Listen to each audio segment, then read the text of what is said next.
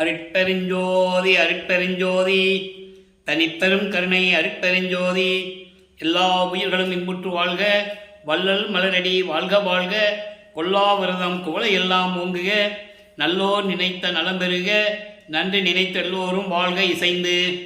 உலக மக்களே, அறிவார்ந்த அன்பர்களே, ஆண்மநேய ஒருமைப்பாடுடைய அன்பர்களே, அருட்பெருஞ்சோதி ஆண்டவர் அருளிய சுத்த சன்மார்க்க நெறிகளையும் அதே நேரத்தில் சமய சன்மார்க்கத்துடைய நெறிகள் எப்படிப்பட்டவை என்பதையும் தன் மகனுக்கு அருட்பெருஞ்சாண்டவர் அருளிய விளக்கங்களை நமது பிள்ளை பெருமானவர்கள் உலக மக்களுக்கு அறிய அந்த விளக்கங்களை எப்படியெல்லாம் கூறியிருக்கிறார்கள் என்பதை திருவட்பாவிலிருந்தும் உரைநடை பகுதியிலிருந்தும் சில விளக்கங்களை நாம் பார்க்கப் போகிறோம்.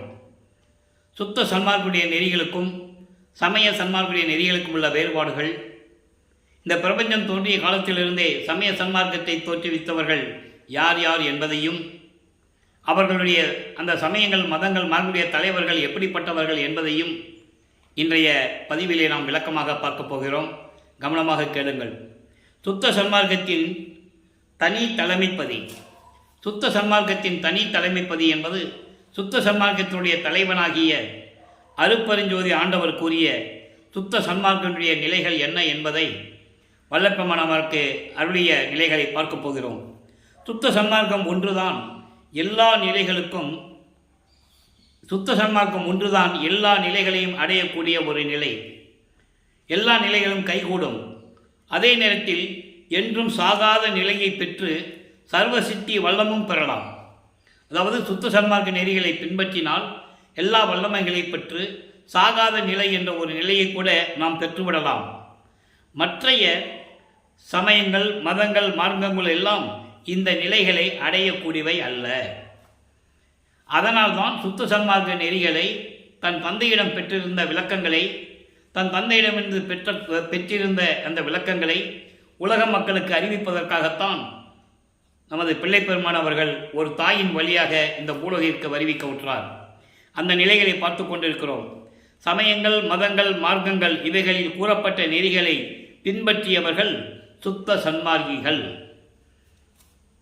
அதாவது சமயங்களையும் மதங்களையும் மார்க்கங்கள் இவைகளில் கூறப்பட்ட நெறிகளை பின்பற்றியவர்கள் சுத்த சன்மார்க்கத்தை சேராதவர்கள். நல்லா புரிஞ்சுக்கணும். சுத்த சன்மார்க்கத்தை சேர்ந்தவர்கள் யார், சுத்த சன்மார்க்கத்தை சேராதவர்கள் யார்? சுத்த சன்மார்க்க நெறிகளை பின்பற்றக்கூடியவர்கள் எல்லா வலிமைகளையும் பெறக்கூடியவர்கள், இறைவனுடைய அருளை பெறக்கூடியவர்கள். அதே நேரத்தில் சமயங்கள் மதங்கள் மார்க்கங்களுடைய நெறிகளை பின்பற்றக்கூடியவர்கள் சுத்த சன்மார்க்கிகள் அல்ல. இதனுடைய விளக்கங்களை வேறுபாடுகளையும் இப்போ நம்ம பார்க்க போகிறோம். அதாவது சமய தலைவர்கள், மார்க்கங்களின் தலைவர்கள், மதங்களின் தலைவர்கள் இவர்களெல்லாம் சுத்த சன்மார்க்கிகள் அல்லர் என்று கூறிவிட்டார். அதே நேரத்தில் அப்போ அவங்கள யார்? சமயங்களை சேர்ந்தவர்கள், அந்த தலைவர்கள் யார்? சைவ சமயத்தின் தலைவன் சிவபெருமான், வைஷ்ணவ சமயத்தின் தலைவன் திருமால், கௌபாரம் சமயத்தின் தலைவன் முருகன், காணாபத்தியம் சமயத்துடைய தலைவன் விநாயகன், சபுரம் சமயத்தின் தலைவன் சூரியன், சாகதம் சமயத்துடைய தலைவி அம்மை. இப்படி ஒவ்வொரு சமயங்களுக்கும் தலைவர்களும் உண்டு. அதே போன்று மத தலைவர்களும் உண்டு. கிறிஸ்துவ மதத்தின் தலைவர் ஜீசஸ், இயேசுநாதர். ஆனால் அவர் இறைவனால் வருவிக்கப்பட்ட தூதர் என்று கூறுவார். இஸ்லாமிய மதத்தின் தலைவர் நபிகள் நாயகம், ஆனால் அவர் அல்லாஹ்தான் இறைவன் என்று கூறுவார். இவர்களெல்லாம் இறைவனால் வரவழைக்கப்பட்ட தூதுவர்கள். நெறிமுறைகளை, அந்த மதத்தினுடைய நெறிமுறைகளை உலக மக்களுக்கு தெரிவிப்பதற்காக இறைவனால் அனுப்பப்பட்ட தூதுவர்கள். அதே போன்று மகாவீர், அவரும் ஒரு தூதுவர். இந்த நிலையில் திருவட்பாவை தெளிவாக அருளியிருக்கிறதை நாம் பார்த்து கொண்டிருக்கிறோம். மதங்களுடைய தலைவர் நம்ம பார்த்துட்டு இருக்கோம். பௌத்த மதத்தின் தலைவன் புத்தர். இப்படி எல்லா நிலைகளையும் உடைய தலைவர்கள் எல்லாம் தோன்றி அவர்களுடைய தத்துவங்களுக்கு ஏற்றபடி உருவங்களை அமைத்து மக்களை வழிபட செய்து விட்டார்கள். அதே போல மார்க்கங்கள் நல்லா கவனிச்சுட்டே வரணும். நீங்கள் இது மக்களுக்கு தெரிவிக்க வேண்டிய ஒரு காலத்தின் கட்டாயம். காரணம், இந்த 4 யுகங்களிலுமே கிரேத யுகம், திரேயுகம், துவார யுகம், கலியுகம், இந்த 4 யுகங்களிலுமே இந்த சமயத் தலைவர்கள், மத தலைவர்கள், மார்க்கங்களுடைய தலைவர்கள் எல்லாம் எப்படி அதனுடைய நெறிமுறைகளை மக்களிடம் புகுத்தி தத்துவங்களை உருவங்களாக அமைத்து மக்களை எப்படி வழிபட செய்து விட்டார்கள் என்ற விளக்கங்களை உலக மக்களுக்கு தெரிவிக்க வேண்டியது காலத்தின் கட்டாயம். 4 யுகங்கள் அழிந்த உடனே அந்த யுகங்களில் தோன்றிய சமயங்களும் மதங்களும் மார்க்கங்களும் அதை உருவாக்கிய தலைவர்களும் ஆட்சி காலம் முடிந்து அருள் காலம் முடிந்து இறைவன் திருவடியை சேர்ந்து விட்டார்கள். இறைவனுடைய எப்படி அருளை பெற்றார்கள் என்பதையும் பார்க்க போகிறோம். பிரம்மன், திருமால், ருத்திரன், மகேஸ்வரன், சதாசிவம் போன்ற தலைவர்களும் மத தலைவர்களும் மார்க்கங்களின் தலைவர்களும் எப்படி இறைவனால் உருவாக்கப்பட்டவர்கள், அவர்களால் உருவாக்கியதில்லை. அருட்பெருஞ்சோதி ஆண்டவரால் எப்படி உருவாக்கப்பட்டவர்கள் என்பதை இப்போ நம்ம பார்க்க போகிறோம். அப்போ இந்த நிலையில் இருக்கும்போது மார்க்கங்களுடைய தலைவர்கள் ஒவ்வொரு யுகத்திலையும் தோன்றியது. கிரேத யுகத்திலே கலங்க மார்க்கம், திரேத யுகத்திலே திராவக மார்க்கம், தோவாரி யுகத்திலே நவநீத மார்க்கம், கலியுகத்திலே பசும மார்க்கம். அதன் பிறகு தசா மார்க்கம், சர்புத்திர மார்க்கம், சக மார்க்கம், சமய சன்மார்க்கம். தசா மார்க்கம் என்பது திருநாவுக்கரசர் இருந்த மார்க்கம். ஒரு தலைவனுக்கும் தொண்டனுக்கும் உள்ள தொடர்பு, இது தசா மார்க்கம். சர்புத்திர மார்க்கம் ஒரு தலைவனுக்கும் குழந்தைக்கும், அதாவது மகன் என்ற ஒரு நிலையில் இருக்கின்ற ஒரு மார்க்கம். தன்னை மகனாக பாவித்து தலைவனிடம் முறையீடு செய்வது, பாடுவது, இது சர்புத்திர மார்க்கம். சக மார்க்கம் என்பது தலைவனுக்கும் ஒரு நண்பனுக்கும் உள்ள தொடர்பு, ஒரு தோழனுக்கும் உள்ள தொடர்பு, இது சுந்தரனுடைய மார்க்கம். சமய சன்மார்க்கம் வாதபுரானாகிய மாணிக்கவாசருக்கு உடைய மார்க்கம்.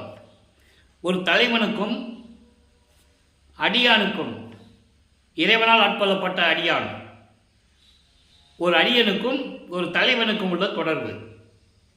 இது சமயங்களையும் மதங்களையும் மார்க்கங்களையும் சார்ந்த நிலைகள். அதே நேரத்தில் சுத்த சன்மார்க்கம் என்பது, நல்லா கவனிச்சுட்டே வரணும், இவங்களுக்கெல்லாம் அந்தந்த ஆளுகளை சொல்லி அந்தந்த தலைவர்களை சொல்லி மார்க்கங்களுடைய நிலைகளை சொல்லுவார்கள். ஆனால் சுத்த சன்மார்க்கம், இந்த வேறுபாடை நீங்கள் புரிஞ்சுக்கணும். அதனால்தான் வல்லப்பெருமானவர்கள், நமது பிள்ளைப்பெருமானவர்கள் உலக மக்களுக்கு அறிவித்திருக்கிறார். சுத்த சன்மார்க்கம் என்பது உலகில் படைக்கப்பட்ட எல்லா உயிர்களுக்கும் இறைவனுக்கும் தொடர்பு உள்ள ஒரு மார்க்கம். புரிஞ்சுக்கிட்டீங்களா? இப்போ ஒரு தலைவனுக்கும் தொண்டனுக்கும், ஒரு தலைவனுக்கும் ஒரு மகன் என்ற நிலையில் இருக்கின்றவர்களுக்கும், ஒரு தலைவனுக்கும் நண்பனுக்கும் தலைவனுக்கும் அடியானுக்குள்ள தொடர்புகள் தான் இந்த மார்க்கங்கள் எல்லாம். இறைவனுடைய நேரடியான மார்க்கம் எதுவுமே கிடையாது. மற்ற உயிரினங்களுக்கு என்ன பண்ணுறது? அப்போ சுத்த சன்மார்க்கம் என்பது உலகில் படைக்கப்பட்ட எல்லா உயிரினங்களுக்கும் இறைவனாகிய அருட்பெருஞ்சோதி ஆண்டவருக்கும் உள்ள நேரடியான தொடர்பு. நேரடியான தொடர்பு கொண்டது சுத்த சன்மார்க்கம். சுத்த சன்மார்க்கம் என்பது மற்ற மார்க்கங்களை விட மாறுபட்டது. எப்படி சைவ சமயத்தின் அடையாளமாகிய திருநீரை பூசிக்கொள்வதும், ஒவ்வொரு சமயத்துக்கும் ஒரு மார்க்கத்துக்கும் ஒரு அங்க அடையாளங்கள் உண்டு, குறியீடுகள். அதை பார்த்தவொடனே தெரிஞ்சுக்கலாம்.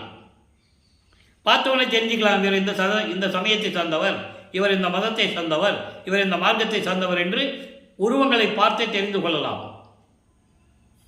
நாமம் விட்டு கொண்டிருந்தால் வைஷ்ணவ சமயத்தை சார்ந்தவன், இப்படி நிறைய விளக்கங்கள் உண்டு. இந்த நிலைகளில் மாறுபட்டு இருப்பது சுத்த சன்மார்க்கம். சுத்த சன்மார்க்கம் என்பது இறைவனால் உருவாக்கப்பட்ட மார்க்கம். மீதி மார்க்கம் எல்லாம் அந்தந்த சமய தலைவன்களால் உருவாக்கப்பட்டது. அப்போ சுத்த சன்மார்க்கம் என்பது உலகில் படைக்கப்பட்ட எல்லா உயிரினங்களுக்கும் இறைவனாகிய இயற்கையின் உண்மை விளக்க கடவுளாகிய அருட்பெருஞ்சோதி ஆண்டவருக்கும் உள்ள நேரடியான தொடர்பு. இதைத்தான் அகவலிலே கூறுவார். எப்படிப்பட்ட உயிரினங்கள்? ஊர்வன, பரப்பன, உருவன, நடப்பன, ஆரூர காத்தல் அருட்பெருஞ்சோதி. ஊர்வனை என்பது ஊர்ந்து செல்லக்கூடிய உயிரினங்கள், பரப்பனை என்பது பறந்து செல்லக்கூடிய உயிரினங்கள். எத்தனையோ வகையான உயிரினங்கள் உண்டு. உருவனை என்பது தாவரங்கள், நடப்பன என்பது நடந்து செல்லக்கூடிய உயிரினங்கள். இதை தவிர 7 வகை அவஸ்தை என்று கூறுவார். இது 4. அடுத்து 3 நீரில் வாழக்கூடிய உயிரினங்கள், மனிதர்கள், தேவர்கள். இந்த 7 உல அவத்தை என்று கூறுவார். இந்த 7 வகையான பிறப்புகளிலிருந்தும் இறப்புகளிலிருந்தும் நான் நீங்கியவன் என்று கூறுவார். 7 உலக அவத்தை விட்டு ஏறினேன் மேல்நிலை, ஊழிதோறும் ஊழி உயிர்தழைத்து ஓங்கினன், ஆழியான் அயன் மற்றையர் அதிசயிக்கும்படி வாலி மன்றோங்கும் அருப்பெருஞ்சோதி மன்னவே என்று கூறுவார். அருப்பெருஞ்சோதியார் மன்னவே என்று கூறுவார். அப்போ எல்லா உயிரினங்களுக்கும் சம்பந்தப்பட்டவர் அருப்பெருஞ்சோதி. உயிரினங்களுக்காக அந்த மார்க்கத்தை உருவாக்கியவர். ஆக இந்த நிலையில் இருக்கும்போது வல்லற்பமானவர்கள் எப்படிப்பட்ட சுத்த சன்மார்க்க நெறிகளுடைய விளக்கங்கள் என்பதை இப்போ நம்ம பார்க்க போகிறோம். எப்படி, அதாவது ஏற்கனவே பிரபஞ்சத்தில் தோன்றிய அத்தனை பேருமே சுத்த சன்மார்க்கத்தை சேர்ந்தவர்கள் அல்ல. அவர்கள் சமய தலைவர்கள் இருந்தாலும் சரி, மத தலைவர்கள் இருந்தாலும் சரி, மார்க்கங்களுடைய தலைவர் இருந்தாலும் சரி, சுத்த சன்மார்க்க நிலையில் அவர்கள் இல்லை. அதனால்தான் அவர்களால் பூரண அருளை பெற முடியவில்லை என்று கூறுகிறார். அதனுடைய விளக்கத்தை நம்ம பார்க்க போகிறோம். தாயுமானவர் முதல் மத மார்க்கத்தை சேர்ந்தவர் என்று சொல்லுகிறார். தாயுமானவரை மத மார்க்கத்தை சேர்ந்தவர் என்று சொல்லுகிறார். அவர் சுத்த சன்மார்க்கத்தை சேர்ந்தவர் அல்ல. அதனால்தான் இந்த நிலையில் இருக்கும்போது இவர்கள் எல்லாம் அந்த சமயங்களிலும் மதங்களிலும் மார்க்கங்களிலெல்லாம் இருக்கின்றவர்கள் மறுபடியும் பிறவி எடுக்க வேண்டும். பிறவி எடுத்த அந்த காலகட்டத்தில் பெற முடியாத இன்பத்தை, ஆன்ம லாபத்தை, மரணமில்லா பெருவாழ்வை பெற வேண்டுமென்றால் இவர்கள் இறக்க வேண்டும். மறுபடியும் உயிர் பெற்று மனிதர்களாக பிறந்து வருவார்கள். அதே நேரத்தில் சுத்த சன்மார்க்கத்தில் இருந்தால் பிறப்பு இல்லை. பிறப்பு இல்லை என்றால் மறுபடியும் அவர்களுக்கு இறப்பு இல்லை. இறைவனுடைய திருவடிதான். அதனால்தான் சொல்லுகிறார், சுத்த சன்மார்க்கத்தில் இருந்தால் மரணமில்லா பெருவாழ்வை பெற்றுக்கொள்ளலாம் என்று வல்லப்பெருமான் அவர்கள் நமக்கு அருளியிருக்கிறார்கள். இப்போ இந்த பாடலை இந்த சமயங்களையும் மதங்களையும் மார்க்கங்களையும் சேர்ந்தவர்கள் எப்படிப்பட்ட நிலையில் இருந்தார்கள் யாருமே சொன்னதில்லை. இந்த பிரபஞ்சத்தில் தோன்றிய இந்த சமய தலைவர்கள், மத தலைவர்கள், மார்க்கங்களுடைய தலைவர்கள் எப்படிப்பட்டவர்கள், எந்த நிலையில் இருந்தார்கள், அந்த அணுக்கள் தவம் இருந்து எப்படி இறைவனை அருளை பெற்றுக்கொண்டு மனித பிறவி எடுத்து இந்த பூலோகத்திலே நடமாடிக்கொண்டிருந்தார்கள் என்பதை பாடலின் மூலமாக நாம் பார்க்க போகிறோம். அதை 37வது பதிகம் 6ஆம் திருமறை அருள் விளக்க மாலையிலே 89வது பாடல். பாடல் நல்லா கவனிக்கணும். ஏன்னா இந்த விளக்கங்கள் எல்லாம் மக்களிடம் சொல்ல வேண்டியது நமது கடமை. வல்லப்பெருமான் கூறிய உண்மைகளை, பிரபஞ்சத்தில் மறைக்கப்பட்ட உண்மைகளை, அதான் சொல்லுவார், பிரபஞ்சத்தின் மண்மைகளை, அந்த பிரபஞ்சத்துடைய உண்மைகள் எல்லாம் மண்மூடி மறைத்து விட்டார்கள் என்று கூறுவார். மண்மூடி மறைத்து விட்டார்கள் என்று கூறுவார். ஒரு பெட்டியில் வச்சு பூட்டிட்டாங்கன்னு சொல்லுவார். அந்த பூட்டை திறப்பதற்கு தான் நான் இந்த பூலோகத்தில் வருவிக்க விட்டேன் என்று கூறுவார். அப்போ அந்த பூட்டை திறக்கணும்னா சாவி வேணும். அந்த சாவி வேணும்னா சுத்த சன்மார்க்கத்தில் இருக்கணும். அதான் மோட்ச வீட்டின் திறவுகோல் என்று கூறினார். ஜீவகானிய ஒழுக்கமே மோட்ச வீட்டின் திறவுகோல் என்று கூறினார். இப்போ இந்த பாட்டுடைய விளக்கம் பார்க்க போகிறோம் பாருங்க. நான்முகர் நல் உரித்திரர்கள், நல்லா கவனிக்கணும். ஏன் உரித்திரர்கள்னு சொன்னார்? ஏன் பிரம்மக்கள்னு சொன்னார்? ஏன் நாரணர்கள், இந்திரர்கள் என்று சொல்கிறாரு? விளக்கம் கொடுக்கணும்.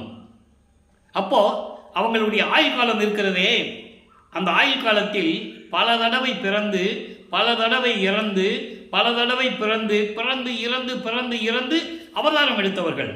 அவங்களுக்கு நிர்ணயிக்கப்பட்ட ஆயுள் காலத்தில் பிரம்மனுக்கு 4,32,000 வருடங்கள், அதிலே ஒரு குறிப்பிட்ட காலம் வரை இருந்து திரும்பி இறந்து திரும்பி பறக்கணும். அந்த 4,32,000 வருஷத்தில் அவன் எத்தனை தடவை பறக்கலாம், எத்தனை தடவை இறக்கலாம். அதான் நான்முகர், நல்ல உரித்திரர்கள், நாரணர், இந்திரர்கள், இப்படிப்பட்டவர்கள்லாம். அடுத்து சொல்றாரு, நபில் அருகர் புத்தர் முதல் மத தலைவர்கள் எல்லாம் சொல்லிட்டாரா? முதல்ல சொன்னது 5 பதத்தலைவர்கள்: இந்திரன், பிரம்மன், திருமால், ருத்திரன், மகேஸ்வரன், சதாசிவம், இந்திரன். இவர்கள் சமயத்தினுடைய பதத்தலைவர்கள். பதத்தலைவர்கள் என்பதை நம்ம பின்னால் பார்க்க போகிறோம். ஏன் பதத்தலைவர்கள் சொன்னார், ஏன் கடவுள்னு சொல்லலை? நல்லா புரிஞ்சுக்கணும். நீங்கள் ஏன் கடவுள்னு சொல்லலை, ஏன் சிறு தெய்வம் சொல்கிறாரு, பதத்தலைவன் சொல்கிறாருன்னு அந்த விளக்கத்தை பார்க்க போகிறோம். அதுக்கு அடுத்து சொல்கிறாரு, சமயங்களை சொல்லிட்டு பிறகு நவில் அருகர் என்பது மகாவீர் போன்ற இறைவனால் அனுப்பப்பட்டவர்கள். அதில் எல்லாரையும் சேர்ந்துடும். அடுத்து மதத்தலைவர்கள் இருக்கும்போது புத்தர் முதல் மதத்தலைவர்கள். புத்தர் ஒரு மதத்தலைவர், ஜீசஸ் ஒரு மதத்தலைவர், நபிகள் நாயகம் ஒரு மதத்தலைவர். இப்படி மதங்களை உருவாக்கியவர்கள். இஸ்லாமிய மதம், கிறிஸ்தவ மதம், இந்து மதத்தை உருவாக்கியவர்கள். இப்படி நிறைய விளக்கங்கள் உண்டு. இவர்கள் எல்லாம் வான்முகத்தில் தோன்றி என்பது இறைவனால் அனுப்பப்பட்டவர்கள் தோன்றி அருள் ஒளி சிறிதே அடைந்து நான் ஏற்கனவே கூறியது போல அன்பர்களே, இங்கே கூறக்கூடிய விளக்கங்கள் எல்லாமே கதை அல்ல, கற்பனை அல்ல. அதனால்தான் பாடலின் மூலமாக அந்த உண்மைகளை உலக மக்களுக்கு தெரிவித்துக் கொண்டிருக்கிறோம். ஆக அருள் ஒளி சிறிதளவு அடைந்து இறைவனுடைய அருட்பெருஞ்சோதி ஆண்டவனுடைய அருள் ஒளியால் சிறிதளவு அருளை பெற்றுக்கொண்டு, பூரணமான அருள் இல்லை, சிறிதளவு அருளை பெற்றுக்கொண்டு வானகத்துக்கும் வையகத்துக்கும் மனம் போனபடி, வானகத்துக்கும் வையகத்துக்கும் விண்ணுலகத்துக்கும் இந்த பூலோகத்தில் இருந்துக்கிட்டு மனம் போனபடி தேன் முகுந்து உண்டவர் எனவே என்பது இப்போ உள்ளங்கையில் தேனை ஊற்றிக்கிறது, மோந்து பார்த்துட்டே ஆஹா சுவையாக இருக்கிறதே, சாப்பிடல. நல்லா கவனிக்கணும். தேனை ஊற்றி சாப்பிடாம தேனை ஊற்றி மூக்கால மோந்து பார்த்துட்டு இனிப்பாக இருக்கிறதே, சுவையாக இருக்கிறதே என்று நினைத்து கொண்டிருக்கிறார்கள் அல்லவா? அவர்களைப் போல விளையாடான் என்ற சிறுபிள்ளை கூட்டம் தவழ்ந்து போகிற குழந்தை, அந்த குழந்தைக்கு விளையாட தெரியாது. அந்த நிலையில் இருக்கின்றவர்கள் எப்படிப்பட்ட நிலையில் இருக்காங்களா? அந்த நிலையில் இருக்கின்றவர்கள். இந்த நிலைகள் எல்லாம் உலக மக்களிடம் யார் சொன்னது? யாருமே சொல்லவில்லை. வல்லப்பமான் கூறியிருக்கிறார் என்றால் பிரபஞ்சத்தின் உண்மைகளை உலக மக்களுக்கு தெரியப்படுத்த வேண்டும் என்ற ஒரே காரணத்துக்காகத்தான் திருவொற்பாவை நமக்கு அருளினார்கள் என்பதை நான் பதிவு செய்ய கடமைப்பட்டிருக்கிறேன். அவருக்கு தான் தெரியும், வேறு யாருக்கும் பிரபஞ்சத்தின் உண்மை தெரியாது. காரணம், சுத்த சன்மார்க்க நெறியில் யாருமே இல்லை. அப்போ இந்த நிலையில் இருக்கும்போது சிறுபிள்ளை விளையாடான் என்ற சிறுபிள்ளை கூட்டம் என அருட்பெருஞ்சோதியினால் தான் மிக கண்டு அறிக என்று சாத்திய என் சத்குருவே.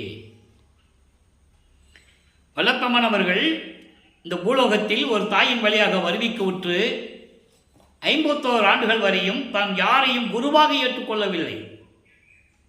அதனால்தான் அங்கு இறைவனுடைய திருவிளையாடல் நடந்தது என்பதை திருவிளையாடல் பதிகத்திலே நாம் பார்த்து கொண்டிருந்தோம். யாரிடம் தன் மகன் கல்வி கற்கக்கூடாது, எந்த ஆசிரியரிடம் கல்வி கற்கக்கூடாது, யாரையும் தன் மகன் குருவாக ஏற்றுக்கொள்ளக்கூடாது. இந்த நிலையில் இறைவனுடைய திருவிளையாடல் நடந்தது என்பதை நாம் ஏற்கனவே திருவிளையாடல் பதிவுகளிலே பார்த்து கொண்டிருந்தோம், இன்னும் பார்க்க போகிறோம். அப்படிப்பட்ட இறைவனை சபையின் நடத்தரசே, சபை என்ன? சத்தியஞான சபை. எந்த சத்தியஞான சபை? அங்கே திருச்சிற்றம்பலத்தில் இருக்கின்ற சத்தியஞான சபை. அதன் பிறகு இவருக்கு சபையை கட்டுறாரு. அந்த விளக்கங்கள்லாம் நம்ம பின்னால் பார்க்க போகிறோம். சொல்லிட்டு அது சொல்கிறாரு. இப்போ நம்ம இந்த இத்தனை பேரை பார்த்துட்டோம். பிரம்மன், திருமால், ருத்திரன், மகேஸ்வரன், சதாசிவம் பதத்தலைவர்கள். இது இவங்கெல்லாம் சமயங்களுடைய தலைவர்கள். அடுத்த மத தலைவர்களை பார்த்துட்டோம். மார்க்கத்தின் தலைவர்களே நம்ம ஏற்கனவே குறிப்பிட்டு சொல்லியாச்சு. இப்போ இவங்களெல்லாம் அனைவரும் இறந்துதான் ஆக வேண்டும், மறுபிறவி எடுக்க வேண்டும், சுத்த சன்மார்க்க நெறிகளை பின்பற்ற வேண்டும், பிறந்து இறந்து மறுபடியும் சுத்த சன்மார்க்கத்தை கொடுக்கணும். அதை தான் அகவலிலே அருட்பெருஞ்சோதி அகவலிலே தெளிவாக நமக்கு அருளியிருக்கிறார்கள். செத்தவர்கள் எழுக என செப்பி ஆங்கு எழுப்பிட அத்திரல் எனக்கருள் அருப்பெருஞ்சோதி. செத்தவர்கள் என்பது ஏற்கனவே நான் விளக்கம் கொடுத்திருக்கிறேன். சுத்த சன்மார்க்கத்தை தெரிந்து கொண்டு பின்பற்றாமல் இறந்து போனவர்கள், செத்து போனவர்கள். செத்தவர்கள் வேறு, இறந்தவர்கள் வேறு. அவர்களை திருப்பி மனித பிறவி எடுக்க வைத்து இந்த பூலோகத்திற்கு கொண்டு வந்து திருப்பி சுத்த சன்மார்க்க நெறிகளை பின்பற்ற வைத்து அவர்களுக்கு மரணமில்லா பெருவாழ்வை தர வேண்டும். அதே போன்று இறந்தவர்கள் எழுக என்று எண்ணி ஆங்கு எழுப்பிட அறந்துணை எனக்கருள் அருப்பெருஞ்சோதி. சுத்த சன்மார்க்கத்தை பற்றி தெரியாதவர்கள், தெரிந்தும் நடைமுறையில் இல்லாதவர்கள், தெரிந்தும் பின்பற்றாதவர்கள், சுத்த சன்மார்க்கத்தையும் தெரியாதவர்கள், அவர்களையும் கொண்டு வர வேண்டும். கொண்டு வந்து பிறக்க வைத்து அவர்களுக்கு சுத்த சன்மார்க்க கொள்கை கொடுத்து அவர்களுக்கு மரணமில்லா பெருவாழ்வை தர வேண்டும். இப்போ இந்த நிலைகள்லாம் சொல்லியாச்சு. பிரபஞ்சத்தில் தோன்றியவர்கள், மத தலைவர்கள், மார்க்கங்களின் தலைவர்கள், சமயங்கள் தலைவர்கள், இவர்கள் எல்லாம் சுத்த சன்மார்க்கத்தை சேர்ந்தவர்கள் அல்ல. அதனால்தான் யாருக்குமே மரணமில்லா பெருவாழ்வு இல்லை. அவர்களாம் எப்படி அந்தந்த பிறவி எடுக்கும்போது எப்படி அவர்கள் உயிர் நீத்தார்கள், எந்தெந்த நிலையை அடைந்தார்கள் என்பதை நாம் பார்க்க போகிறோம். அப்போ சுத்த சன்மார்க்கத்தின் கொள்கை என்ன, சுத்த சன்மார்க்க நெறியை அதனுடைய கொள்கை என்ன, சுத்த சன்மார்க்கத்தின் கொள்கை என்ன, சமய சன்மார்க்கனுடைய கொள்கை என்ன, உலக மக்களுக்கு சொல்லணும். அப்போ சுத்த சன்மார்க்கத்தின் கொள்கை என்பது சர்வ சித்திகளை உடைய, சர்வ சித்தி என்பது பரிபூரணமான எல்லா அருளையும் பெற்றிருக்கக்கூடிய, இந்த பிரபஞ்சத்தை இயக்கக்கூடிய அந்த ஆற்றலை பெற்ற தனி தலைமைபதி யாரு? அருப்பெருஞ்சோதி ஆண்டவர். இதுக்கு முன்னால் நம்ம சொன்னமே, சமயங்கள், மதங்கள், மார்க்கங்கள், அவங்கெல்லாம் இறைவனுடைய அருளை பெற்றுக்கொண்டு அதன்படி நடந்தவர்கள். அது குறிப்பிட்ட காலம் வரைதான் அவங்களுடைய அந்த சக்தி பயன்படும். அதன் பிறகு அது வலிமையற்று போகும், நிலை இல்லாதது. நித்தியர்கள் நித்தியம் இல்லாதது என்று கூறுவார், அதை நித்தியவர்கள் இல்லாதவர்கள் என்று கூறுவார். மற்ற மார்க்கங்கள் நித்தியம் இல்லாதது என்று கூறுவார். அப்படி என்றால் அது நிரந்தரமானது இல்லை, அழிந்து விடக்கூடிய ஒரு நிலையில் இருப்பது. அதான் மடிந்தன அழிந்தன என்று கூறுவார். சமயங்களும் மதங்களும் மார்க்கங்களும் அழிந்து விட்டது என்று கூறுவார். ஆக அப்படிப்பட்ட சுத்த சன்மார்க்கத்தின் தலைவன் அருப்பெருஞ்சோதியை நோக்கி அணுக்கள் தவம் இருந்து, எந்த அணுக்கள்? தனுக்கள் அவம் இருந்து, தவம் இருந்து 5 தொழில்களை கூடிய படைக்கக்கூடிய தொழில், படைத்தல், காத்தல், அழித்தல், மறைத்தல், அருளல் போன்ற 5 தொழில்களையும் செய்யக்கூடிய ஆற்றலை பெறுவதற்காக இந்த 5 அணுக்கள் என்று சொல்லுவார். மனிதர்களை மனிதர்கள் என்று கூறுவார், தேவர்களை அணுக்கள் என்று கூறுவார். அந்த அணுக்கள் தவம் இருந்து இந்த தொழில்களை 5 தொழில்களையும் இந்த 5 தலைவர்களும் பெற்றுக்கொண்டார்கள். அதான் பதத்தலைவர்கள். பதத்தலைவர்கள் என்பது இறைவனுடைய திருவடிகளினால், இறைவனுடைய திருவடிகளின் அருளால் அருளை பெற்றவர்கள். அதன் பிறகு அந்த காலகட்டங்கள் முடிந்தவுடனே இறைவனுடைய திருவடியை சேர்ந்து விட வேண்டும். அப்போ அவங்க இறைவனுடைய திருவடியில் எப்படி இருக்கிறார்கள் என்பதை நாம் ஏற்கனவே பாடல்களின் மூலமாக பார்த்துவிட்டோம். எனது தந்தை நடனமாடுகின்ற, திருவிளையாடல் செய்து கொண்டிருக்கின்ற எனது தந்தையின் நடனமாடுகின்ற இடது காலில் சுண்டு விரலில், கடைசி விரல் சுண்டு விரலில் நகத்தில் ஒட்டி இருக்கின்ற தூசுகள் என்று கூறுவார். இதை ஏன் இவ்வளவு கடுமையாக கூறுகிறார் என்றால், வலிமையற்று இருக்கிறார்கள் என்று சொல்ல வேண்டும். அதான், வேற ஒன்றும் இல்லை. இருக்கிறாங்க, அருள் இல்லை, வலிமை இழந்து இருக்கிறார்கள். வலிமை இழந்து இருக்கிறார்கள் என்பதை தெளிவாக கூறியிருக்கிறார்கள். இதை பாடலின் மூலமாக சொல்ல வேண்டும். சும்மா போன போக்கில் பேசிட்டு போக முடியாது, போகிற போக்கில் ஏதாவது சொல்லிட்டு போக முடியாது. திருவருட்பால் இருக்கின்ற பாடல்களை சொல்ல வேண்டும். இதை திருவடி புகழ் செயலை கூறுகிறார். நல்லா கவனிக்கணும். மறையவன் செயல் உலக ஆக்கின்ற அதிகார வாழ்வை ஈந்தருளும் பதம். அதாவது 1ஆம் திருமுறையில் எப்படி சொல்றாரு? அப்போ வல்லப்பமானவர்கள் சமயங்களையும் மதங்களையும் மார்க்கங்களையும் சார்ந்திருந்த போது சொன்ன நிலைகள் வேறு. நல்லா கவனிக்கணும். நீங்கள் சமயங்களையும் மதங்களையும் மார்க்கங்களையும் வல்லப்பமானவர்கள் சார்ந்திருந்த போது அப்போ அவருக்கு சுத்த சன்மார்க்கம் தெரியாது, அருட்பெருஞ்சோதி ஆண்டவர் யாருன்னு தெரியாது.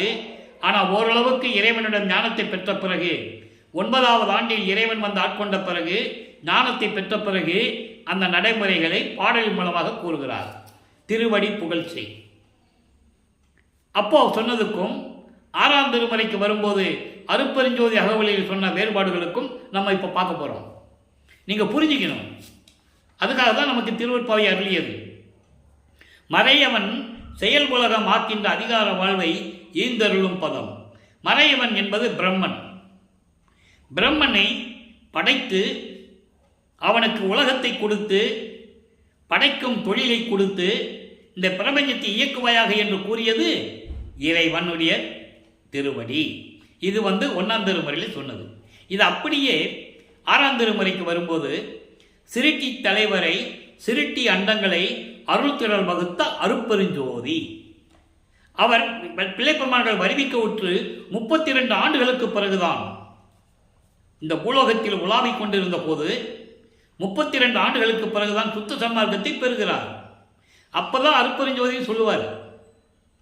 அவர்தான் இயற்கை உண்மையின் விளக்க கடவுள், ஆதியின் மந்தமில்லா தோன்றிய சுயமாக தோன்றிய இறைவன் என்று கூறுவார்.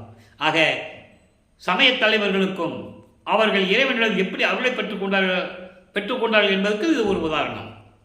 பிரம்மனை சொல்லியாச்சு. அப்படி திருமாலை சொல்லணும். திருமாலை சொல்லும்போது சொல்லுவார், மால் உலகு காக்கின்ற வன்மை பெற்று, மால் உலகு காக்கின்ற வன்மை பெற்று அடிமையில் வதைந்திட அழிக்கும் பதம். திருமால் உலகத்தை காக்கக்கூடிய, உலகில் பிரம்மனால் படைக்கப்பட்ட உயிரினங்களை காக்கக்கூடிய வலிமையை பெறுவதற்காக இறைவனுடைய கட்டளையின்படி அதான் அடிமையில் என்று சொல்லுவார். இறைவனுடைய கட்டளையின்படி தான் அவன் அருள் புரிய வேண்டும். கட்டளையின்படி வதைந்திட அளிக்கும் பதம். இதே 6ஆம் திருமுறைக்கு வரும்போது சமயங்களையும் மதங்களையும் மார்க்கங்களையும் சாராத போது அருட்பெருஞ்சோதி ஆண்டவருடைய நிலையை எப்படி கூறுகிறார்? காவல் செய் தலைவரை அவர் அண்டங்களை ஆவகை அமைத்த அருட்பெருஞ்சோதி. சரிதானே? காவல் செய் தலைவரை காவல் அண்டங்களை ஆவகை அமைத்த அருட்பெருஞ்சோதி. ஆக 2 நிலைகளுக்கு வேறுபாடு நீங்கள் புரிஞ்சுக்கணும். அங்கே அருட்பெருஞ்சோதி சொல்ல மாட்டார். இறைவனால் ஞானத்தை பெற்ற பிறகு கூறிய நிலை அது ஒரு நிலை. அதே போல ருத்திரனுக்கு சொல்லுவார். திருவடி புகழ்ச்சியில் ருத்திரனுக்கு எப்படி சொல்றாருன்னா, வாய்ந்திடும் உரித்திரருக்கு இயல்கொள் முத்தொழில் செய்யும் வன்மை தந்து அருளும் பதம். முத்தொழில் அங்கதான் வித்தியாசமே, அங்கதான் விளக்கம் இருக்கிறது. பிரம்மனுக்கு ஒரு தொழில் படைக்கும் தொழில், திருமாலுக்கு 2 தொழில் படைத்தல் காத்தல். அது எப்போ சொல்லுவாருன்னா, அருட்பெருஞ்சோதி ஆண்டவர் அதாவது சுத்த சன்மார்க்கத்தை பெற்ற பிறகு அருட்பெருஞ்சோதியுடைய நிலையை சொல்லும்போது அங்கே சொல்லுவார். அப்போ ஏன் திருமாலுக்கு 2 படைக்கும் தொழில் காக்கும் தொழில்? அப்போ பிரம்மன் இறக்க வேண்டும். அவன் ஆயுள் காலம் முடிந்த பிறகு அந்த படைக்கும் தொழிலை திருமால் செய்ய வேண்டும். அதனால இங்க முத்தொழில் சொல்றார் உத்திரருக்கு. அப்போ பிரம்மனும் திருமாலும் முடிவடைந்த பிறகு அவர்களுடைய தொழிலை சேர்த்து, படைக்கும் தொழில் காக்கும் தொழிலை சேர்த்து 3 தொழில் உத்திரனும் செய்ய வேண்டும். அதுதாங்க அகவல்லை சொல்வாரு, அழித்தல் செய் தலைவரை அவர் அண்டங்களை, அவருக்கென்று உலகங்கள் இருக்கிறது, அவர் அண்டங்களை அழுக்கு அற அமைத்த அருட்பெருஞ்சோதி. அழுக்கு அற அமைத்த அருட்பெருஞ்சோதி. நீதியோடு நீ செயலாற்ற வேண்டும் என்று சொன்னது அருட்பெருஞ்சோதின்னு சொல்லுவார். இந்த மும்மூர்த்திகள் தான் மெயினாக சொல்லுவார். ஏன்னா இந்த 3 பேர் தான் 36 தத்துவங்களை கொண்டவர்கள். அதில் நம்ம பின்னால் பார்க்க போகிறோம். தத்துவத்தின் அடிப்படையில் எப்படி வந்தாங்கிறத நம்ம பார்க்க போகிறோம்.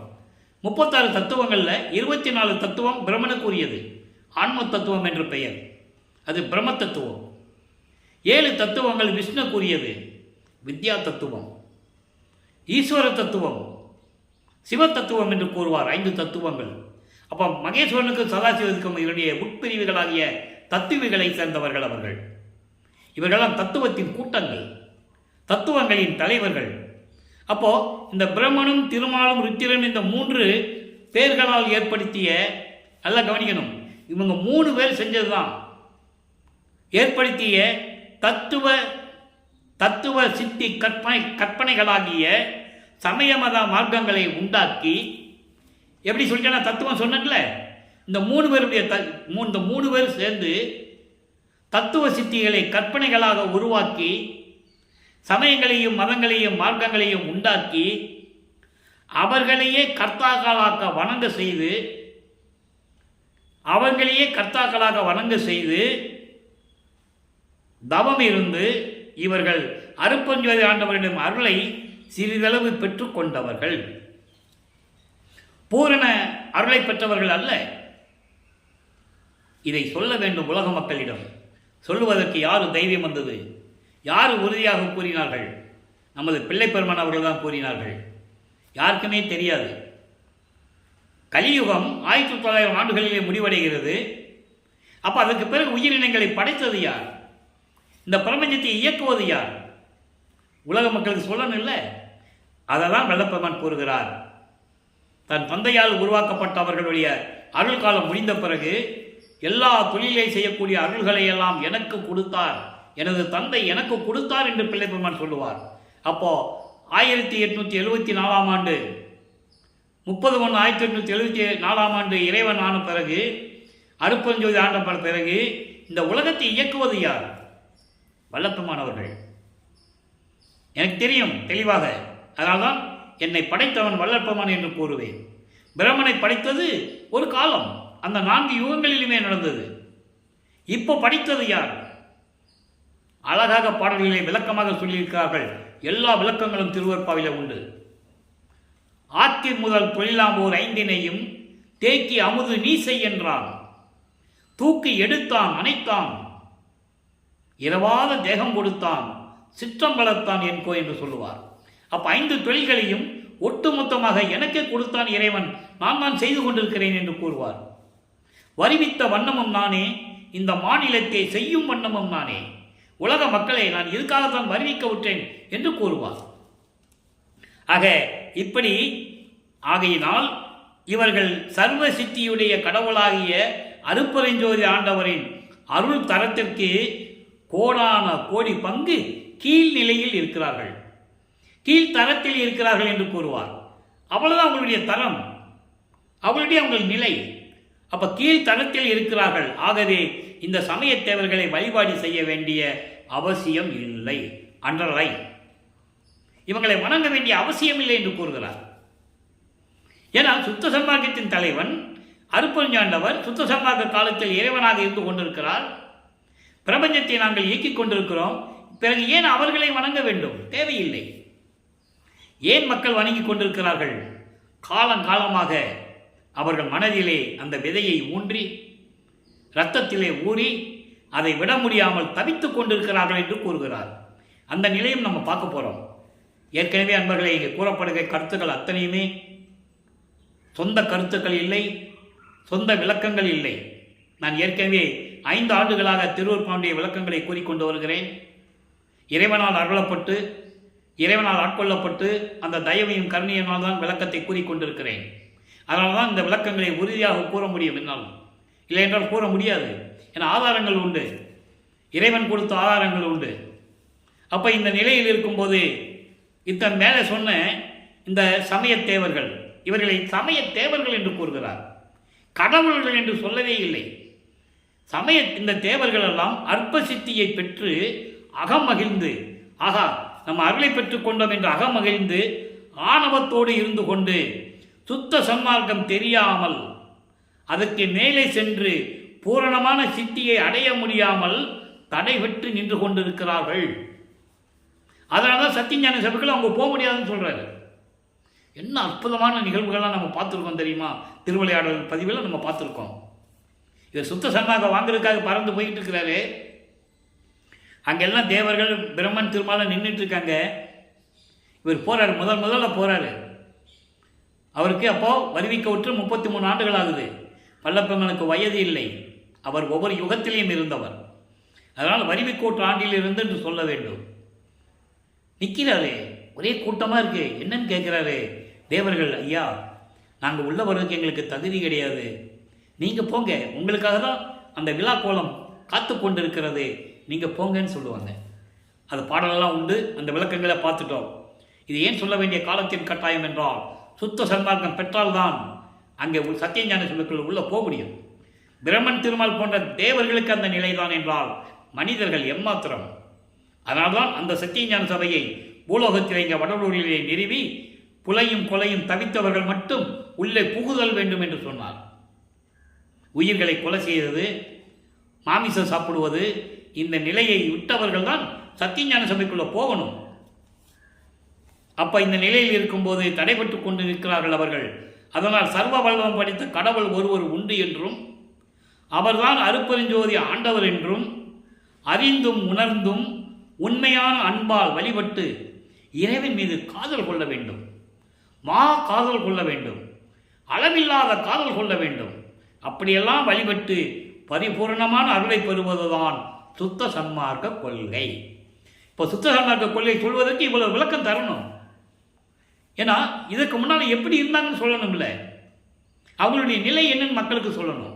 அப்போ பூரணமான அருளை பெற வேண்டும் என்றால் சுத்த சன்மார்க்கத்தில் இருந்து கொண்டு இயற்கை உண்மை விளக்க கடவுளாக அருப்பெருஞ்சாண்டவரை வணங்கி பூரணமான அருளை பெற வேண்டுவதுதான், அருளை பெற வேண்டும் என்று உணர்வதுதான் சுத்த சன்மார்க்க கொள்கை. சொல்லியாச்சா? இப்போ சமய சன்மார்க்க கொள்கை சொல்லணும். ரெண்டு பேருக்கு வித்தியாசம் தெரியணும்ல, ரெண்டு கொள்கைகளுக்கு வித்தியாசம் தெரியணும். பிரம்மன் திருமாலுக்கும் அருப்பெருஞ்சாண்டவருக்கும் வித்தியாசம் தெரியணும். சமயத்தினுடைய இருந்த தலைவர்களாம் என்ன ஆனார்கள், அதுக்கான நிறைய விளக்கங்கள் உண்டு, நம்ம பார்க்க போகிறோம். சர்வ சித்தி வல்லவம் படைத்த தனி தலைமைபதியாக அருப்பெருஞ்சோதி ஆண்டவரை வணங்கி போற்றி தவம் செய்து இந்த தொழில்களை எல்லாம் பெற்றுக்கொண்டவர்களாம் பதத்தலைவர்கள் என்பதை நாம் பார்த்து விட்டோம். தவம் இருந்து பெற்றுக்கொண்டவர்கள். எனக்கு அது வேணும். அந்த காலத்தில் வேற வழி இல்லை, அருப்பெருஞ்சாண்டவர் கொடுத்துட்டாரு. அதன் பிறகுதான் ஆகா இவர்களெல்லாம் எவ்வளவு தவறு செய்து விட்டார்கள் என்று உணர்ந்துதான் அவங்களுடைய ஆயுள் காலம் முடியும் வரை காத்து கொண்டிருக்கிறார். 43,20,000 வருடங்கள் காத்து கொண்டிருக்கிறார். முடிந்த பிறகுதான் சதாசிவத்தினுடைய ஆயுள் காலம் 43,20,000 வருடம். இந்த 43,20,000 வருடத்தில் 51 ஆண்டுகள் பாக்கி இருக்கும்போது தான் தன் அருளால் ஒரு ஆண்மகனை பெற்றெடுத்து செல்வப்பிள்ளை என்று பெயரிட்டு வளர்த்து கொண்டிருக்கிறார். இவனை தான் பூலோகத்துக்கு அனுப்பணும்னு சொல்லி இதை நாம் அருப்பெருஞ்சோதி ஆண்டவருடைய திருவிளையாடல்களிலே ஏற்கனவே 317 பதிவுகள் போட்டிருக்கிறோம். அதை நம்ம பார்த்துருக்கோம். இன்னும் பண்ண வேண்டியது இருக்கு. இப்போ வல்லப்பமானவர்கள் தர்மசாலையில் இருந்து கொண்டிருக்கும் போது இந்த நிகழ்வுகள் எல்லாம் மக்களுக்கு தெரிவிக்கிறார். தர்மசாலையை விட்டு அவர் விட்டு அங்கே மேட்டுக்குப்பம் செல்லும்போது மறுபடியும் இறைவனுடைய திருவிளையாடல் தொடரும். நல்லா கவனிச்சிக்கணும். அப்போ இந்த நிலைகள் எல்லாம் இருக்கும்போது என்ன நிலை ஏற்பட்டது? ஆகவே இந்த சிறு தெய்வங்களின் அருள் எல்லாம் சர்வ சித்தியுடைய அருப்பெருஞ்சோதி ஆண்டவரின் சித்திகளினுடைய அணுக்களுக்கு சிறிதளவு. இவர்கள் எல்லாம் அருப்பெருஞ்சோதி ஆண்டவருக்கு சமமானவர்கள் அல்ல. அதை சொல்லணும். ஏன்னா மக்கள் எல்லாம் நினைச்சிட்டு இருக்காங்க இவங்க தான் கடவுள், இவங்க தான் மேலானவங்க நினைச்சிட்டு இருக்காங்க. அது இல்லை என்று கூறுகிறார். அருப்பெருஞ்சோதி ஆண்டவருடைய அருள்நிலைக்கு சமமானவர்கள் அல்ல, கோடான கோடி கீழ்த்தரத்தில் இருந்து கொண்டிருக்கிறார்கள். எனவே அந்த சிறு தெய்வங்களின் மேல் பற்றுக்கொண்டு, நல்ல கவனிக்கணும், இது முக்கியமான இடம். அந்த சிறு தெய்வங்களின் மேல் பற்றுக்கொண்டு மயங்கி அறிவை இழந்து அறியாமையில் ஆணவத்திற்கும் அகங்காரத்திற்கும் இருந்து கொண்டு மேலே செல்ல வேண்டிய நிலைகளை மறந்து இருந்து விடாதீர்கள். உலக மக்களே அவங்கள் மேல் பற்றுக்கொண்டு மயக்கங்களிலும் மாயைகளிலும் சிக்கிக்கொண்டு துன்புற்று கொண்டு இருக்காதீர்கள். அதுக்கான மேல்நிலையை நீங்கள் அடைய வேண்டும். அப்போ நீங்கள் சுத்த சன்மார்க்கத்து வாருங்கள் என்று சொல்லுகிறார். இதை ஒரு இடத்திலே குறிப்பிட்டு காட்டுவார். பிரம்மனும் திருமாலும் நாம் இறைவனிடம் அருளை பெற்றுவிட்டோம் என்ற ஆணவத்தோடும் அகங்காரத்தோடும் நாம் தான் பெரியவர்கள் என்ற நிலை வரும்போது அவர்களுக்கு பாடம் புகட்ட வேண்டும் என்பதற்காக இறைவன் திருவிளையாடல் செய்கிறார். அப்போ பிரம்மன் முடியை பார்க்க செல்லுகிறான். திருமால் இறைவனுடைய திருவடியை பார்ப்பதற்கு பன்றி பூர்வம் எடுத்து செல்லுகிறான். பிரம்மன் அன்னப்பறவை எடுத்து செல்லுகிறான். இதை பாடல்களிலே கூறுவார். பூத்திடும் அவனும் காத்திடும் அவனும் புல் விலங்கோடு உருக்கோடு நேடி, புல் விலங்கு உருக்கோடு நேடியும் ஏத்திடு முடியும் கூத்திடும் அடியும் இன்னும் காண்கிலர். தெளிவா சொல்லுவார். பூத்திடும் அவன்னா பிரம்மன், படைக்கும் தொழில் செய்யக்கூடிய பிரம்மன். காத்திடும் அவன்னா காக்கும் தொழில் திருமால். ஆணவத்தினால் செருக்கினால் தாங்கள் தான் பெரியவர்கள் என்று நினைத்துக் கொண்டிருக்கும் போது அவர்களுடைய ஆணவத்தை அடக்குவதற்காக இறைவன் வானுலாவ உயர்ந்து நிற்கிறான். அப்போ பிரம்மன் அன்னப்பறவையாக உருவம் எடுக்கிறான், திருமால் பன்றியாக உருவம் எடுக்கிறான். அதுதான் வராக அவதாரம். கிரேத யுகத்திலே 6 அவதாரங்கள்: மச்ச, கூர்ம, வராக, வாமன, நரசிம்ம, பரசுராம. திரேத யுகத்திலே ஒரே ஒரு அவதாரம், ராமன். திரேத யுகத்திலே, துவார யுகத்திலே கிருஷ்ணனும் பலராமனும். கலியுகத்தினுடைய தொடக்கத்தில் அயகிரிவ அவதாரம் முடிஞ்சிருச்சு, 10 அவதாரமும். ஆனால் மக்கள் நினச்சிட்டு இருக்காங்க 9 அவதாரம் தான் முடிஞ்சிருச்சுன்னு. பல்லப்பமான் தெளிவாக கூறியிருக்கிறார், அயகிரிவ அவதாரம் முடிந்து விட்டது. அதனுடைய விளக்கங்கள் சுத்த சன்மார்க்க காலம் வரும்போது உங்களுக்கு விளக்கம் தெரியும், ஒரு ஞான சித்தன் வந்து சொல்வார் என்று கூறியிருக்கிறார். வரவேண்டிய காலகட்டத்தில் நாம் இருக்கிறோம், மகிழ்வோடு இருக்கிறோம். புண்ணியம் இருந்தவர்கள், பாக்கியம் செய்தவர்கள் நாம். இப்படியெல்லாம் இருக்கும்போது சர்வ சித்தியுடைய இயற்கை உண்மையான விளக்கமான இறைவனை, அருட்பெருஞ்சோதி ஆண்டவரை வழிபட்டு கொலையும் புலையும் நீக்கி உயிரினங்களின் மேல் தயவு கொண்டு அதன் மேல் இரக்கம் கொண்டு சுத்த சன்மார்க்க நெறிகளை பின்பற்றுவதுதான் நமது கடமை. இதை இதை எனக்கு அவர் சொல்றாரு, இதை எனக்கு என் தந்தை அருட்பெருஞ்சோதி ஆண்டவர் தெரிவித்ததனால் நான் உலக மக்களுக்கு தெரிவிப்பதற்காகத்தான் நான் இறைவனால் இந்த பூலோகத்திற்கு வருவிக்க உற்றேன் என்று கூறுகிறார். அதை தான் நம் பாடலிலே பார்த்தோம். ஆண்ட சன்மார்க்கம் அணிபெற என்னைத்தான் ஈன்று அமுதளித்த இனிய நற்றாய் என்று கூறுவார். இது அருட்பெருஞ்சோதி அகவல் இல்லை. அதற்காத்தான் என்னை உன் அருளால் ஈன்றெடுத்தாய் என்று கூறுவார். நீயே என் தந்தை அருளுடையாய், என்னை நேர்ந்து பெற்ற தாயே என்று கூறுவார். என்னையும் இரக்கந்தன்னையும் ஒன்றாக இருக்க இசைவித்து மன்னி வாழ்வுற வருவித்த கருணை வள்ளல் நீ என்று கூறுவார். உயிரில் இரக்கம் என என்ன, உயிர் நேயம்னா என்ன, ஆண்மநேய ஒருமைப்பாடு என்ன அப்படின்னு இந்த உலக மக்களுக்கு தெரிவிப்பதற்காக என்னையும் அதையும் ஒன்றாக நினைத்து இந்த பூலோகத்திலே நான் மன்னி வாழ்வுற மரணமில்லா பெருவாழ்வில் இருந்து கொண்டு இருக்க வேண்டும் என்பதற்காக என்னை வருவித்த கருணை வள்ளல் நீ என்று கூறுவார். அகத்தை கருத்து புறத்தை வெளுத்திருந்த உலக அனைவரையும் சகத்தை திருத்தி, எப்படி சொல்றாரு பாருங்க, சமயங்களையும் மதங்களையும் மார்க்கங்களையும் உள்ளத்தில் வச்சுக்கிட்டு உள்ள ஒன்றும் வெளியே ஒன்றும் செயல்பட்டுக்கிட்டு துன்பங்களை அனுபவித்துக் கொண்டிருக்கின்ற உலக மக்களை எல்லாம் ஒன்றா திரட்டி அவங்க அறியாமையை போக்கி அதான் திருத்தி என்று சொல்லுவார். சன்மார்க்கத்தை அடைவித்திட அவங்களையெல்லாம் கொண்டு வந்து சுத்த சன்மார்க்கத்தில் சேர்க்கணும்னு சொல்றாரு. அதனால்தான் செத்தவர்களை எழுப்ப வேண்டும், இறந்தவர்களை எழுப்ப வேண்டும் என்று கூறுகிறார். எல்லாத்தையும் சேர்த்து அவங்க மகிழ்வோடு வாழ்வதற்கென்றே, இகத்தை பரத்தை பெற்று மகிழ்ந்திடுவதற்கென்றே என்னை உகத்தே இறைவன் வருவிக்க உற்றேன், அருளை பெற்றேன் என்று கூறுவார். என்னை இந்த கலியுகத்தில் வருவிக்க செய்தது யாரு? எனது தந்தை இறைவன். அதுக்காக தான் இந்த கலியுகத்தில் நான் வருவிக்க விட்டேன் என்று கூறுவார். வளர்ப்பமானர்கள் வருவிக்க விட்டது 5/10/1823 ஆண்டு. அப்போ கலியுகம் நடந்துகிட்டு இருக்கு. 1873 ஆண்டு தான் சொல்றாரு, ஆங்கில வருஷத்தில் சொல்றாரு, இனிமேல் இந்த கலியுகம் முடிவதற்கு 27 வருடங்கள் இருக்கிறது என்று சொல்லுவார். அதே அன்றைய நாளே சொல்லுவார், சுத்த சன்மார்க்க காலம் பிறப்பதற்கு இது 12 மாதங்கள் இருக்கு என்று சொல்லுவார். அந்த 12 மாதங்கள் என்பது என்ன? 30/1/1874.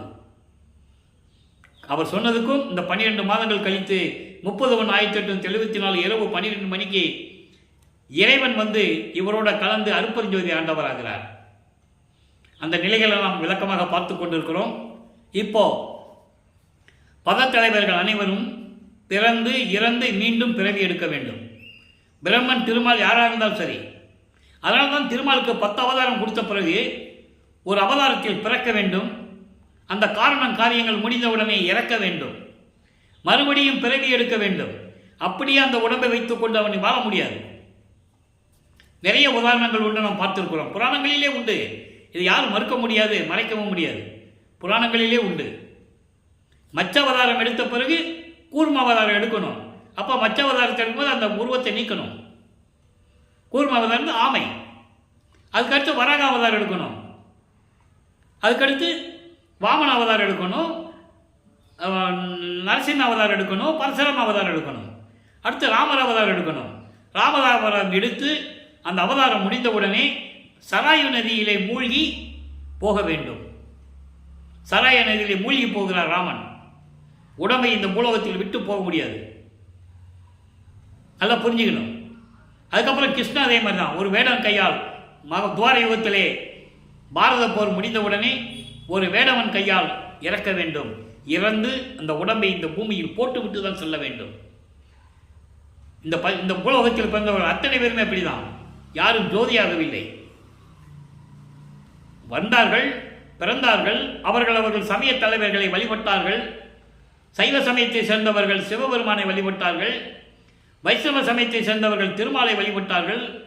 கௌபார சமயத்தை சேர்ந்தவர்கள் முருகனை வழிபட்டார்கள். இப்படி ஒவ்வொரு சமயத்திலும் வழிபட்டார்கள். இறைவன் அவர்களை பெற்றுக்கொண்டார்கள். எப்படி? சிறிதளவு ஆற்றலை பெற்றுக்கொண்டு இந்த வையகத்துக்கும் வானகத்துக்கும் மனம் போனபடி திரிந்தவர்கள். அதே போல மார்க்கங்களுடைய தலைவர்கள் பணியினால் ஏற்பட்ட சிறு தடைகள், வேற ஒன்றில்லை, சளி. அப்போ இந்த நிலைகள் இருக்கும்போது ஐம்பதுங்களோட கலந்தவர்கள் இருக்கிறார்கள். இவர் சம்பந்தர் பெரிய நெருப்பிலே இறைவனுடைய அருளை பெற்று நெருப்பு வானலாவ உயர்ந்த நெருப்பிலே அவர்களோட வந்தவர்களெல்லாம் கூட்டு போனார். திருநாவுக்கரசர் தண்ணீரிலே கலந்தார்.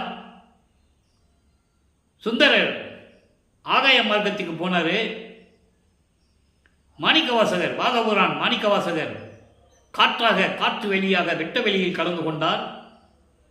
அதன் பிறகு வந்த பட்டினத்தார் திருவெண்காடான், பின்னாளில் பட்டினத்தார் என்று அழைக்கப்பட்டார். அவர் மண்ணிலே கலந்தார். இதை தவிர மற்றவர்கள் எத்தனையோ பேர் ஜீவ சமாதி அடைந்தவர்கள் நிறைய பேர் இருக்காங்க, கோடான கோடி பேர்கள். அத்தனை பேருமே சுத்த சன்மார்க்கத்தை பற்றி தெரியாதவர்கள். அவர்கள் மறுபிறவி எடுத்திருப்பார்கள், சுத்த சன்மார்க்கத்தை பற்றி தெரிந்து கொண்டிருப்பார்கள். அதுதான் வல்லப்பெருமான் சொல்றார். ஆக இந்த நிலையில் இருக்கும்போது இவர்களெல்லாம் இப்படிப்பட்ட 4 யுகங்களிலுமே இந்த நிலைதான் நடந்தது. அப்ப இந்த சுத்த சன்மார்க்க காலத்தில் அது நடக்கக்கூடாது. எத்தனை பிறவி எடுக்கிறது மனிதன்? எந்த பிறவி எடுப்போம் நமக்கு எப்படி தெரியும்? ஆனால் சுத்த சன்மார்க்கத்துக்கு வந்துவிட்டால் அடுத்த பிறவி இல்லை. எந்த பிறவியாகவும் எந்த உயிரினமாகவும் நம்ம பிறக்க வேண்டிய அவசியம் இல்லை. இறைவனுடைய திருவடியை அமர்ந்து கொண்டு மகிழ்வோட மரணமில்லா பெருவாழ்வில் இருந்து கொண்டிருக்கலாம். அதான் உலக மக்களே வாருங்கள் வாருங்கள் என்று அழைக்கிறார் வல்லப்பெருமானவர்கள். அப்போ இந்த நிலைகளெல்லாம் கடந்த பிறகு நமது பிள்ளைப்பெருமானவர்கள் இறைவன் மகனாக இருந்து எல்லா யுகங்களிலும் இருந்து கொண்டு அதன் பின் சுத்த சன்மார்க்கத்தை உலக மக்களுக்கு தெரிவித்து பிரபஞ்சத்தின் உண்மையான மறைக்கப்பட்ட நிலைகளை எல்லாம் தெரிவித்து உலக மக்கள் எல்லாம் மரணமில்லா பெருவாழ்வில் இருக்க வைக்கவும் அந்த நிலையை உலக மக்களுக்கு தெரியப்படுத்துவதற்காகவும் இந்த பூலோகத்திற்கு ஒரு உபசாரத்தால் பெற்ற தாய் என்பால் ஒருத்தியின் கருவறையிலே இருந்து, ஒரு தாயின் கருவறையிலே இருக்கும்போது எப்படி நிலையில் இருந்தார் என்பதை நாம் ஏற்கனவே அருப்பெருஞ்செய்தி ஆண்டவருடைய திருவிளையாடலுடைய பதிவுகளிலே பார்த்து விட்டோம். அதற்காகத்தான் பூலோகத்துக்கு வருகிறார், வருவிக்க உற்றவர். இதற்காகவே இறைவன் தன் அருளால் பெற்ற மகனை ஒரு கருவறையிலே அடைத்து வைத்து பாடல்களை கூறுவார். உதாரணத்திற்கு மகாதேவ மாலையிலே 100 பாடல்கள் உண்டு. அதை 87வது பாடலிலே கூறுவார். இன்னைக்கு எடுத்து திருவள்ளுவா புத்தகம் எடுத்து பாருங்க. 87வது பாடலை தெளிவாக சொல்லுவார். என் பெருமான் நின் விளையாட்டன் சொல்வேன் நான். பெருமானை உன்னை திருவிளையாடலை பற்றி நான் என்ன சொல்றது? என்னை கொண்டு போய் ஒரு சுவர் இல்லாத ஒரு சிறு அறையில் அடைச்சி வச்சு, அந்த அறை எப்படிப்பட்ட அறை?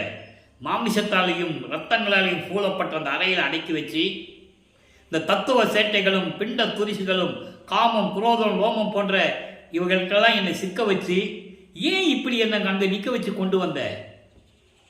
தெளிவாக சொல்லுவார். அப்போ இருக்கும்போது என் மேல் உடம்பு மேல் எந்த துரிசும் படாமல், எந்த விதமான தத்துவங்களுடைய சேட்டைகளுடைய நிலைகளாம் என்னை தாக்காமல் என்னை காப்பாற்றினாயே என் தந்தையே என்றெல்லாம் கூறுவார். ஒரு தாயின் கருவறையில் இருந்ததை இறைவனுடைய திருவிளையாடலை தெளிவாக கூறியிருப்பார்.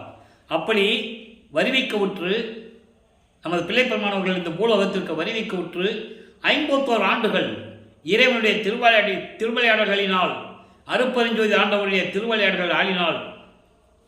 திருவிளையாடல்களினால் இந்த பூலோகத்திலே தன் மகனை உலாவ விட்டு இருக்க செய்து இறுதியாக தன் மகனை அவர் வந்ததை இணைகிறார். நல்லா கவனிச்சுக்கணும். இவர் போகல, அருப்பெருஞ்சாண்டவர் வந்து மகனோடு இணைந்து அருப்பெருஞ்சோதி ஆண்டவராகிறார்கள். 51 வருடங்கள் பிரிந்த சக்தியோடு மீண்டும் நமது இறைவன் பிரிந்த சக்தியோடு இணைந்து கொள்ளுகிறார். அதான் கான்செப்டை நல்லா புரிஞ்சுக்கணும். ஏன் இறைவன் வந்து இவரோட கூடுறாரு? இந்த பிரபஞ்சத்தில் நடக்காத உண்மை, நடக்காத நிகழ்ச்சி, தன் அருளை ஒரு மகனாக உருவாக்கி இந்த பூலோகத்திற்கு ஒரு தாயின் கருவறையிலிருந்து கொண்டு வந்து 51 ஆண்டுகள் இந்த பூலோகத்திலே உலாவ விட்டு சமயங்களிலும் மதங்களிலும் மார்க்கங்களிலும் இருக்க செஞ்சு திருநீர் பூச வச்சு உத்திராட்ச மலையை போட வச்சு அதுக்கப்புறம் இதெல்லாம் தேவையில்லை பொய் என்று சொல்ல வச்சு சுத்த சன்மார்க்கத்தை கொடுத்து உலக மக்களுக்கு தெரிவிக்க வேண்டும். அதுக்காக தான் இந்த 51 ஆண்டுகள் திருவிளையாடல் நடக்குது என்பதை நீங்கள் புரிந்து கொள்ள வேண்டும். வல்லப்பமானவர்கள் வரிவிக்க விட்டு 202 ஆண்டுகளாகியும் உலகியலிலே சொல்லப்பட்ட கதைகள் மாதிரியெல்லாம் கிடையாது. மருதூரில் பிறந்தாரு, முதல்ல பிறந்தாருன்னே சொல்லக்கூடாது. அவர் வருவிக்க விட்டவர். பிறந்தவனுக்கு இறப்பு உண்டு. அவர் ஏற்கனவே இறைவன் அருளை பெற்றவர், இறைவனுடைய மகன். அவர் இந்த பூலோகத்து வர்றதுக்கு முன்னாலேயே விண்ணுலகத்தில் என்ன நடந்தது என்றெல்லாம் தெளிவாக பாடலிலே கூறியிருக்கிறார் என்பதை பாடலின் மூலமாக நாம் பார்த்து விட்டோம். அப்பா இந்த நிலையில் இருக்கும்போது சுத்த சன்மார்க்க நெறிகளை சொல்லுவதற்காகவும் உலக மக்களை எல்லாம் சுத்த சன்மார்க்கத்தில் இணைத்து அவர்களெல்லாம் மரணமில்லா பெருவாழ்வில் வாழ வேண்டும் என்பதற்காகவும் தான் நமது பிள்ளை பெருமானவர்கள் வரவேற்கிறார் என்பதை கூறிக்கொண்டு, இந்த சமயங்களையும் மதங்களையும் மார்க்கங்களையும் சேர்ந்த தலைவர்கள் எல்லாம் அவர்களெல்லாம் எந்த அருளும் இல்லை, எதையும் தேவையில்லை, அவங்களை வணங்க வேண்டியதில்லை என்ற கூறிய விளக்கத்தையும் நாம் தெளிவாக பார்த்து விட்டோம். எனவே அன்பர்களே, சுத்த சன்மார்க்கத்தில் இணைந்து சமயங்களிலும் மதங்களிலும் மார்க்கங்களில் கூறப்பட்ட நெறிகளை எல்லாம் விட்டுவிட்டு அவரே சொல்றாரு, மறந்தும் என்ற நாவால் உரைக்க மாட்டேன் சிறு தெய்வ நாமங்களை. அருப்பெருஞ்சாண்டவர் தான் தெய்வம், அவர்தான் கடவுள்.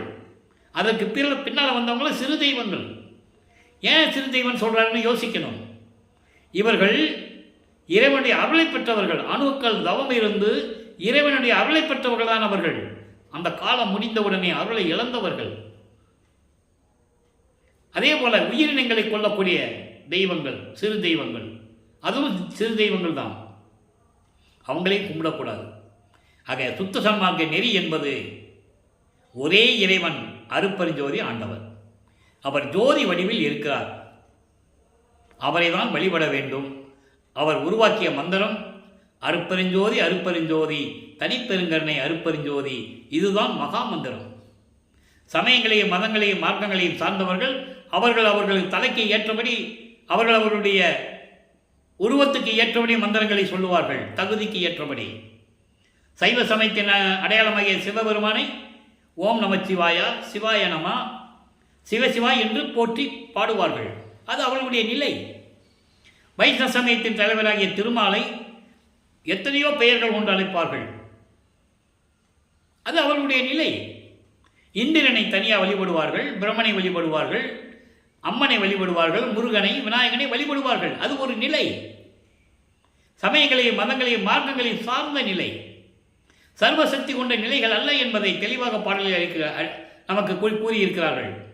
தத்துவத்தின் அடிப்படையில் நடந்த தலைவர்களுடைய உண்மை நிலைகள் என்று கூறுவார்.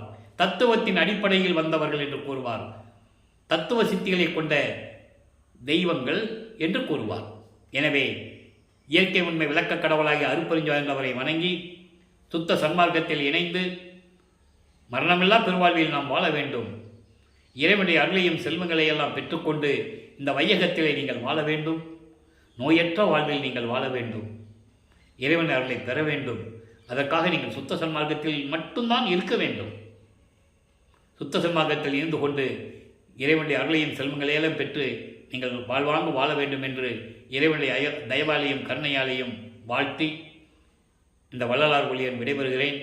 மீண்டும் நாளை சந்திப்போம். நன்றி, வணக்கம். நாளைய பதிவில் மரணமில்லா பெருவாளுடைய நிலைகள், சாகா கல்வியுடைய நிலைகள், மற்ற சமயங்களையும் மதங்களையும் மார்க்கங்களையும் சார்ந்த நிலைகளெல்லாம் எப்படி இருந்தன, எப்படி மறைந்து விட்டது என்ற நிலைகளெல்லாம் பார்க்க போகிறோம். தொடர்ந்து பார்த்து இறைவனுடைய அருளை பெற்றுக்கொள்ளுங்கள். நன்றி, வணக்கம். அருட்பெருஞ்சோதி, அருட்பெருஞ்சோதி, தனிப்பெரும் கருணை அருட்பெருஞ்சோதி.